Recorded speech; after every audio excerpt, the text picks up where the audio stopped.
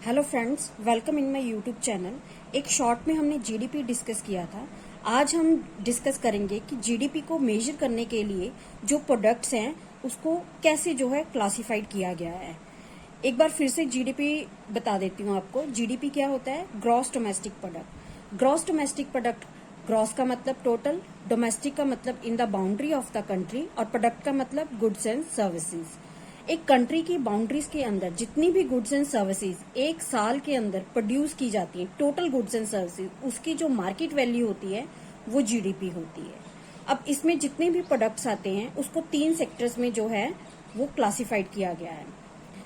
कह सकते हैं हमारी इकोनॉमी को भी 3 सेक्टर में क्लासिफाइड किया गया है। फर्स्ट सेक्टर है प्राइमरी सेक्टर, सेकंड है सेकेंडरी सेक्टर। सेकेंडरी सेक्टर सबसे इम्पोर्टेंट सेक्टर है और दूसरे नंबर पे प्राइमरी सेक्टर सबसे इम्पोर्टेंट है और तीसरे नंबर पे है ट्रेजरी सेक्टर। प्राइमरी सेक्टर कौन सा होता है? प्राइमरी सेक्टर में 3 तरह के सेक्टर आते हैं। एग्रीकल्चर सेक्टर, एग्रीकल्चर से जितनी इनकम आ रही है। फॉरेस्ट्री सेक्टर, जंगलों से जितनी इनकम आ रही है। फिशिंग सेक्टर, समुद्रों से जितनी इनकम आ रही है। सेकेंडरी सेक्टर में मैन्युफैक्चरिंग सेक्टर आता है, जो चीजों की प्रोडक्शन की जाती है, प्रोडक्ट्स जो बनाए जाते हैं, फैक्ट्रीज हैं, इंडस्ट्रीज हैं, वो सारा sector. Power generation sector, gas generation sector और water supply sector. Treasury sector में सारे वो सेक्टर आते हैं जो सर्विसेज देते हैं, जैसे transport sector, communication sector, trade sector, banking sector, insurance sector, computer and software, defence and public administration. इन तीनों में से सबसे ज्यादा इम्पोर्टेंट, जैसे कि मैंने आपको बताया, सेकेंडरी सेक्टर है, जो किसी इकोनॉमी की ग्रोथ के लिए बहुत ही इम्पोर्टेंट है। सेकेंडरी सेक्टर की ग्रोथ किसी इकोनॉमी की ग्रोथ के लिए, ये जीडीपी की ग्रोथ के लिए या नेशनल इनकम की ग्रोथ के लिए बहुत ही इम्पोर्टेंट है। और दूसरे नंबर पे है प्राइमरी सेक्टर और तीसरे नंबर पे है ट्रेजरी सेक्टर। प्राइमरी सेक्टर जो है, इसमें एग्रीकल्चर हम कह सकते हैं कि इसकी जो इनकम है एक लिमिटेड है, इनकम कह सकते हो, या फिर जितनी भी इससे हमें प्रोडक्शन मिल रही है वो लिमिटेड है और नेचर पे डिपेंड करती है। बारिश हो या ना हो, कितनी हो रही है उस पे डिपेंड करती है, ठीक, धूप पे डिपेंड करती है, ठीक है। तो उस अकॉर्डिंग जो है एग्रीकल्चर की इनकम को हम एक फिक्स इनकम या फिर एक फिक्स प्रोडक्शन जो है मान के नहीं चल सकते। कई लोग इस तरह से भी कहते हैं कि एग्रीकल्चर से मिलने वाली इनकम या प्रोडक्शन जो है एक ना एक दिन खत्म होनी है। फॉरेस्ट्री, जितनी जंगलों से इनकम हो रही है ये भी कोई फिक्स नहीं है, जंगल भी डे बाय डे जो है खत्म होते जा रहे हैं। और फिशिंग, समुद्रों से जितनी इनकम होती है, मछली पालन से जितनी भी इनकम हो रही है वो भी कोई फिक्स नहीं है। समुद्र भी डे बाय डे कह सकते हैं कि समुद्रों से होने वाली इनकम जो है कम हो रही है। सेकेंडरी सेक्टर, ये सेक्टर किसी भी कंट्री का जो है सबसे ग्रोइंग सेक्टर होना चाहिए, क्योंकि सेकेंडरी सेक्टर की ग्रोथ से जो है एक कंट्री ग्रोथ करती है। मैन्युफैक्चरिंग सेक्टर मतलब जितनी भी चीजें प्रोडक्शन की जाती है, जितनी भी जो है हम प्रोडक्ट्स यूज करते हैं वो बनते हैं। इंडस्ट्री होगी या फैक्ट्रीज होगी, जैसे कोई भी फैक्ट्री हम ले सकते हैं, फर्नीचर बनता है, ये कंप्यूटर्स बनते हैं, ये बनता है अपना, कह सकते हैं मेडिसिन बनती हैं, ठीक है, हमारे क्लोथ्स बनते हैं, ये सब कुछ। दूसरा जो सेक्टर है वो पावर जनरेशन सेक्टर, बिजली की जनरेशन के लिए, गैस जनरेशन के लिए, और वाटर सप्लाई सेक्टर। और तीसरे नंबर पे है ट्रेजरी सेक्टर। ट्रेजरी सेक्टर जो है वो टोटली जो है मैन्युफैक्चरिंग सेक्टर पे डिपेंड करता है। अगर सेकेंडरी सेक्टर हमारा गुड होगा, मतलब सेकेंडरी सेक्टर की ग्रोथ अच्छी होगी, तभी जो है ट्रेजरी सेक्टर ग्रो करेगा। देखिए, मैं आपको एक बात बता रही हूँ, सेकेंडरी सेक्टर जो है वो क्या होता है कि इसमें फैक्ट्रीज और इंडस्ट्री आ जाती है। हमारी गवर्नमेंट ने जो है, जब भी हमारे प्रधानमंत्री जी आए थे फर्स्ट टाइम, 2013-14 की बात कर रही हूँ, तो उस टाइम जो है हमारे प्रधानमंत्री जी ने बहुत सी ऐसी स्कीम्स शुरू करी थी, मेक इन इंडिया, और बहुत सारी ऐसी स्कीम्स थी जिसमें स्टार्टर्स को लोन दिए जाते थे। स्टार्टर्स को क्यों लोन दिए जाते थे? ताकि हमारा जो है मैन्युफैक्चरिंग सेक्टर ग्रो करे। क्योंकि देखिए, आज मैं कोई काम कर रही हूँ, ठीक, कोई काम करके जो है मैं पैसा कमा रही हूँ। सपोज जैसे घर में एक वुमेन एम्पावरमेंट की जो है एग्जांपल देती हूँ। घर में एक लेडी ने अचार बनाने का काम शुरू किया, ठीक है, उसका जो है बिजनेस अच्छा चलने लगा। फिर उसने जो है साथ में 2 लेडीज और रखी, फिर उनसे भी उसने ग्रो किया और 5 और रखी, 10 और रखी। मतलब एक लेडी जो है जो बिजनेस करके 10 औरतों को रोजगार दे रही है। तो इस तरह से आगे जो है चेन बनती जाती है। इसलिए मैन्युफैक्चरिंग सेक्टर को जो है ग्रोइंग सेक्टर कहा जाता है। मतलब एक पर्सन ने जो है फैक्ट्री लगाई, 10 बंदों को रोजगार दिया, उसके बाद जो है 10 बंदों के बाद उन 10 को आगे जो है उन 10 ने काम सीख के फिर आगे 10 को रोजगार दिया। कहने का मतलब ये है कि जब भी कोई फैक्ट्री लगती है, इंडस्ट्री लगती है, उसमें काम करने वालों की जितनी जरूरत होती है, एक जो है ऑनर जो है कई लोगों को रोजगार देता है।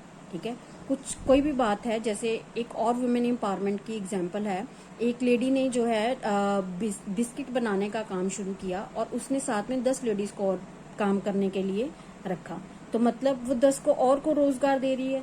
मैन्युफैक्चरिंग सेक्टर में जो है आगे से आगे चेन बनती जाती है, और बिस्किट है या अचार है वो आगे से आगे सेल होगा। पहले जो है अपने स्टेट में सेल हो रहा था, फिर अपने इंडिया में सेल हो रहा है, फिर उसके बाद इंपोर्ट कर रहे हैं या एक्सपोर्ट कर रहे हैं। ठीक है, किसी भी और भी कंट्री की एग्जांपल लेके चल रहे हैं, किसी और कंट्री में है, जैसे चाइना है, चाइना में देखो कितना, चाइना सबसे ग्रोइंग इकोनॉमी है इस टाइम पे। क्यों ग्रोइंग है? क्योंकि मैन्युफैक्चरिंग सेक्टर उनका बहुत ज्यादा ग्रो कर रहा है, सुई से लेके जहाज तक हर चीज वो जो है बना सकते हैं। ठीक, और ये चीज जो है चाइना में 1969 में शुरू हो चुकी थी। ठीक, 1969 में चाइना के इकोनॉमिस्ट ने जो है ये रिसर्च की कि एक इकोनॉमी को ग्रो करने के लिए, ग्रो करवाने के लिए, देखो पॉपुलेशन सबसे ज्यादा थी चाइना की। ठीक है, और चाइना की पॉपुलेशन ज्यादा होने के कारण जो है उनके जो इकोनॉमिस्ट थे इस चीज पे काम कर रहे थे कि कैसे जो है सोर्स ऑफ इनकम बढ़ाया जाए, कैसे जो है सोर्स ऑफ इनकम को बढ़ाया जाए, हर पर्सन को इनकम दी जाए। ठीक है, तो उन्होंने क्या किया, उन्होंने सोचा कि अपनी इकोनॉमी को ग्रोइंग बनाने के लिए अगर हम मैन्युफैक्चरिंग सेक्टर को ग्रो करें, जो हमारे देश में 2013-14 में काम किया हमारी गवर्नमेंट ने, मतलब लोन्स दिए, स्टार्टर्स को लोन दिए फैक्ट्रीज लगाने के लिए, इंडस्ट्री लगाने के लिए, वो चीज वो 1969 में कर चुके हैं चाइना वाले। ठीक है, इतने लोन दिए लोगों को, घर घर में इंडस्ट्री लगा दी, और उसके रिजल्ट्स क्या हुए, आज जो है नंबर 1 पे ग्रोइंग इकोनॉमी है। ठीक है, उसने यूएसए को भी पीछे छोड़ दिया। चीजें जो है बना बना के, इंडस्ट्री लगा लगा के, चीजें डेवलप करके, मैन्युफैक्चर करके जो है पूरे वर्ल्ड में जो है उन्होंने अपनी चीजों को जो है डिस्पैच करना शुरू कर दिया, एक्सपोर्ट करना शुरू कर दिया।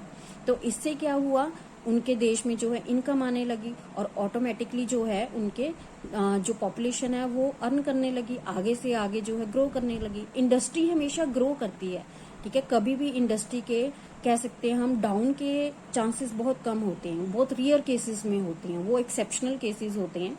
ठीक है, इसीलिए जो है सेकेंडरी सेक्टर को पे ज्यादा फोकस किया जाता है। और हमारे देश में भी अगर हम अपनी इकोनॉमी को ग्रो करना चाहते हैं तो सबसे ज्यादा इंडस्ट्री लगानी। क्यों बैंक सब इतने सस्ते लोन दे रहे हैं, क्यों इतनी आसानी से लोन मिल रहे हैं? क्योंकि हमारी जो है इंडस्ट्री, हमारे मैन्युफैक्चरिंग सेक्टर को जो है ग्रो कराना चाहती है गवर्नमेंट, और ये ग्रो होगा तभी जो है हमारी इकोनॉमी ग्रो होगी। और ट्रेजरी सेक्टर में देखिए हमारी जो है कह सकते हैं 64-65% पॉपुलेशन जो है ट्रेजरी सेक्टर पे फोकस करती है। लोग पढ़ लिख के जो है नौकरी लेने की कोशिश करते हैं और सर्विस करने की कोशिश करते हैं। उसमें क्या होता है, वो पहले जो लोग आएंगे, ठीक है, वो एक एज के बाद रिटायर होंगे, फिर अगली जो है भर्ती होगी, फिर उसके बाद फिर वो प्रोसेस चलेगा। ठीक है, तो उससे जो है इकोनॉमी ज्यादा ग्रो नहीं हो पाती। इकोनॉमी कैसे ग्रो होती है? पर कैपिटा इनकम ग्रो होगी। ठीक है, पर कैपिटा इनकम क्या होती है? पर पर्सन इनकम जितनी होगी। ठीक है, तो उसके ग्रो होने का भी जो है बहुत इंपॉर्टेंस है। तो पर कैपिटा इनकम को ग्रो करने के लिए जो है हमें मैन्युफैक्चरिंग सेक्टर को भी ग्रो करना पड़ेगा। जितनी ज्यादा इंडस्ट्री लगेगी उतनी ज्यादा इनकम होगी। अब ज्यादा से ज्यादा ट्रेजरी सेक्टर में क्या होगा, बैंकिंग का हम देख रहे हैं, ठीक है, इंश्योरेंस सेक्टर का देख रहे हैं, कितनी वैकेंसीज निकलती हैं। ठीक है, 2009, 10, 11 में जो है बल्क में वैकेंसीज निकली, लेकिन अब वो वाले जो एम्प्लॉयज है रिटायर होंगे, उसके बाद जो है उतनी वैकेंसीज निकलेंगी।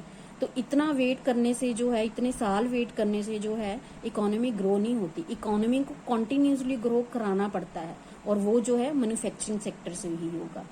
मैन्युफैक्चरिंग सेक्टर को ग्रो कराना बहुत जरूरी है, और उससे जो है हमारी जीडीपी ग्रो करती है, हमारी नेशनल इनकम ग्रो करती है। तो आज की वीडियो में बस इतना ही। वीडियो काफी लंबी हो गई है, तो नेक्स्ट जो है वीडियो में हम इसके बारे में और जो है फैक्ट्स डिस्कस करेंगे। थैंक्स।